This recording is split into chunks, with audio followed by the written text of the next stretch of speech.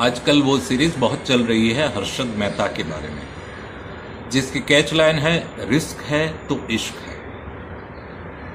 ये रिस्क और इश्क के साथ एक ग्लैमर जुड़ा हुआ होता है, पर उसकी जो रियलिटी है वो एक दफ़ा मैंने देखी थी हर्षद मेहता के चेहरे पे, उनकी आंखों में।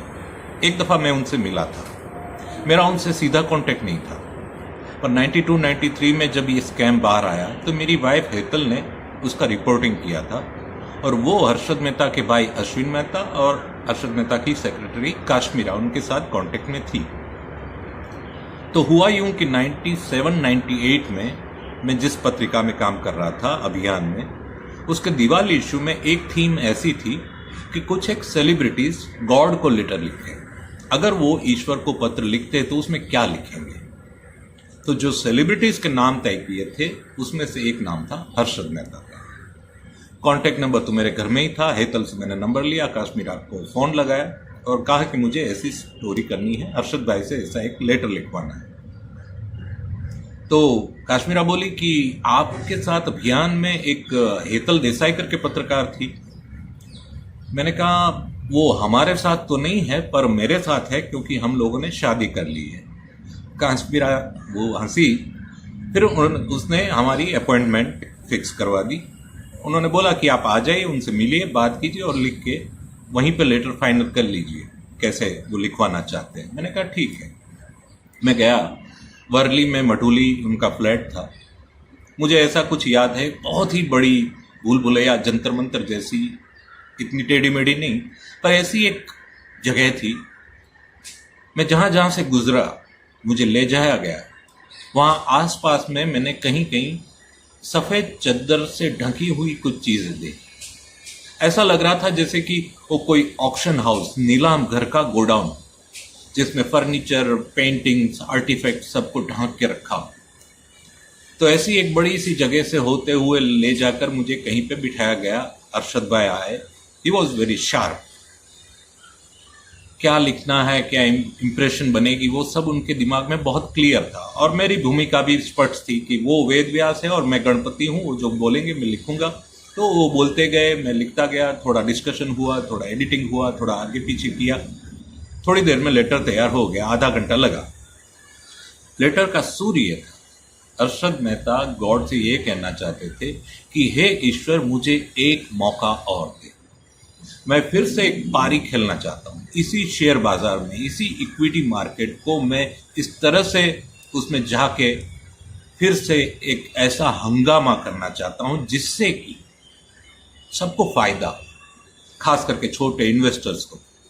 अब वो कैसे किया जा सकता है, उसकी निटिग्रिटीज क्या है, मैं खुद भी शेयर बाजार के बारे में कुछ समझता नहीं था, तो मैंने कुछ ज्यादा पूछा नहीं, उन्होंने कुछ बताया नहीं। पर कुल मिला के कॉपी अच्छी बनी, मैं खुश था, वो भी रीजनेबली खुश थे। तो आधे घंटे के अंदर पूरा वो 400-500 वर्ड्स का लेटर था, वो फाइनलाइज हो गया। और फिर हम चाय पी रहे थे। उसके बाद उन्होंने मेरा इंटरव्यू लेना शुरू किया। वो जानते थे मैं एक पत्रिका में कॉपी एडिटर हूँ। उनको ये जानने में दिलचस्पी थी कि ये पत्रकारिता काम कैसे करती है। उनको जो सबसे बड़ी प्रॉब्लम हुई वो पत्रकारिता की वजह से ही तो थी। तो उन्होंने मुझे पूछा, तो मैंने कहा देखिए, जैसे आप बिग बुल है तो सुचेता दलाल बिग जर्नलिस्ट है। मैंने सुचेता की थोड़ी तारीफ की कि वो बहुत स्ट्रांग पत्रकार है, किसी चीज की जड़ों तक जाती है, अंत तक जाती है, लॉजिकल कंक्लूजन तक बात को ले जाती है, वो किसी को बीच में नहीं छोड़ती। डेडिकेटेड, एंटी एस्टेब्लिशमेंट, इस तरह की पत्रकार और पत्रकारिता ऐसी ही होनी चाहिए। मैंने भी उनको बताया, वो बहुत सुन के राजी हुए, ऐसा तो नहीं हुआ होगा। पर बात कुल मिला के ये हुई कि वो फिल्म जंजीर में अजीत मोना डार्निक को समझाते थे कि देखिए मोना, देखो मोना, जैसे कुछ लोगों की कमजोरी बेईमानी होती है, ऐसे ही कुछ लोगों की कमजोरी ईमानदारी होती है। तो यही बात हुई। मैंने कहा देखिए, आप बिग बुल और वो बिग जर्नलिस्ट, आप दोनों टकराए तो जो भी फिर होना था वो हुआ। दूसरी ये भी बात थी, फ्रैंकली बात हुई कि ये जो ओवर एक्सपोजर है, शो ऑफ है, दिखावा है, तमाशा, वो खुद भी मानते थे। उन्होंने बताया भी कि ये बड़ी प्रॉपर्टी उनकी, बड़ी गाड़ी और ऐसे ऐसे शानदार फोटोग्राफ्स और ये सब एक्सपोजर उनको डाउन प्ले करना चाहिए था। वो खुद भी तैयार थे कि अभी जब बार वो दूसरा चांस लेंगे तब वो इतना अपने आप को मीडिया में चमकाएंगे नहीं, वगैरह वगैरह। वो सब थोड़ी बहुत बातें हुई। फिर ये भी जनरल बात हुई कि जो ऊपर जाता है वो नीचे आता है, जो नीचे जाता है वो ऊपर आता है। तो ऐसे ही 10-15 मिनट बात करके फिर मैं निकला, वही बड़े से घर में से बाहर मुझे ले जाया गया। मेरे दिमाग में जो इम्प्रेशन बनी उस वक्त, वो ऐसे हर्षद मेहता की थी जो कि लिम्बो में थे, बीच में थे, ना आसमान पे थे ना जमीन पे। न तू जमीन के लिए है ना आसमां के लिए, तेरा वजूद है अब सिर्फ दास्तां के लिए, सीरीज के लिए, सीरियल के लिए। भीतर से वो जानते थे कि अभी उनको दूसरा मौका शायद नहीं मिलेगा, पर उनकी इच्छा बहुत थी कि मुझे फिर से जाना है। तो आपको ये जब मालूम है कि मुझे ऊपर जाना है पर इस बार मैं नहीं जा पाऊंगा, तो उसकी जो एक घुटन है, उसकी जो एक थकान है, वो हर्षद मेहता के चेहरे पे देखने को मिली थी मुझे। मैं कुछ ज्यादा कल्पना कर रहा हूँ ऐसा नहीं है। वो हर्षद मेहता में पूरे पौने घंटे में बहुत ही कम वो मुस्कुराए, वो बहुत सीरियस थे और सही में थोड़े लग रहे थे जैसे थके हुए। मेरे दिमाग में हर्षद मेहता का जो चेहरा है वो ऐसा था जो कि बहुत रोशनी देख चुका है और अब वो अंधेरे में है। बहुत से लोगों के साथ ऐसा होता है, राजेश खन्ना हो या अडवाणी हो या विजय माल्या हो, वो बहुत ऊपर तक गए और फिर बाद में पीछे भी आना पड़ा।